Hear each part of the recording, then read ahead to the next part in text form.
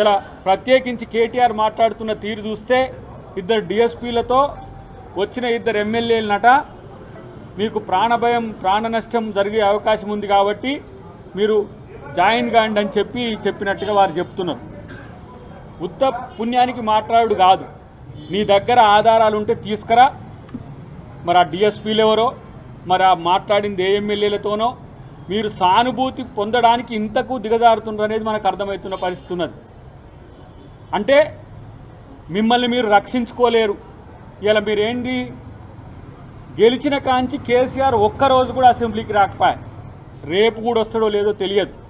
బహిరంగ సభల్లో దంచుడు, బయట సోషల్ మీడియాలో దంచుడు, ఏమైనా సరే పోయి ఢిల్లీలో కూర్చొని ఏ విధంగా బీజేపీ నాయకులను ప్రసన్నం చేసుకొని పార్టీని బతికించుకోవాలి, మీరు ఆపండి చెయ్యండి అని చెప్పి అక్కడేదో అంటున్నట్టుగా వినికిడి వస్తున్నది బయట.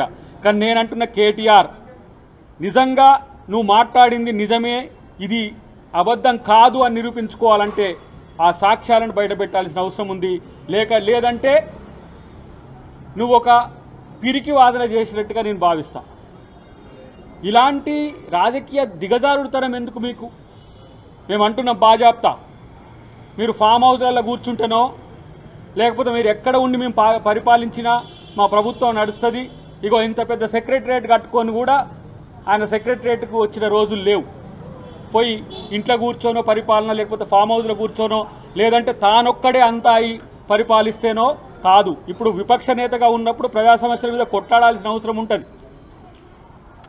అలాంటి పరిస్థితుల్లో ఆయన కొట్లాడడం పక్కన పెట్టేసి మా ఎమ్మెల్యేలు పెట్టుకోవద్దు, మా ఎమ్మెల్యేలు ఎటుపోవద్దు అంటారు. నేను అంటున్న నిన్న ముఖ్యమంత్రి గారు స్పష్టంగా చెప్పిండ్రు, మీరు కూల్చుతామంటే ఈ ప్రభుత్వం నిలబడాలని చెప్పి ఈరోజు ఎమ్మెల్యేలు వస్తున్న పరిస్థితి ఉన్నది.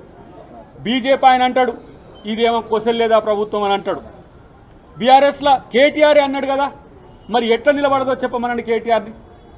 ఎవడు నీకు సమాచారం ఇచ్చిండో చెప్పమనండి, ఎవడు నీ వైపు వచ్చిండో చెప్పమనండి, మీకాయ వస్తాన్న ఎమ్మెల్యేల వివరాలు ఏదో చెప్పమనండి కేటీఆర్ని. కాబట్టి ఆ పవర్ పోయిన ఫ్రస్ట్రేషన్ కాదు, వాళ్ళకి ఏం చెయ్యాలనో దిక్కుదోచని స్థితిలో. నేను అంటున్నాను, ఈ పార్టీ 39 సీట్లతో ఇవాళ ఎమ్మెల్యేలు గెలిచిండు. ఎందుకు 0 వచ్చిందనేది ఎప్పుడైనా రివ్యూ చేసుకుంటా మీరు? 8 సీట్లు వచ్చినా, ఎమ్మెల్యే సీట్లు వచ్చినా బీజేపీ 8 ఎంపీలు వచ్చినాయి. ఎటు షిఫ్ట్ అయింది ఓటు తెలియదా? మీరందరూ బీజేపీ గెలవడానికి ఎందుకు తగ్గినరో తెలియదా? రేపు ఇంకా తెలుస్తుంది. ఎంపీలుగా ఓడిపోయిన వాళ్ళు బయటకు వచ్చేటప్పుడు తెలుస్తుంది.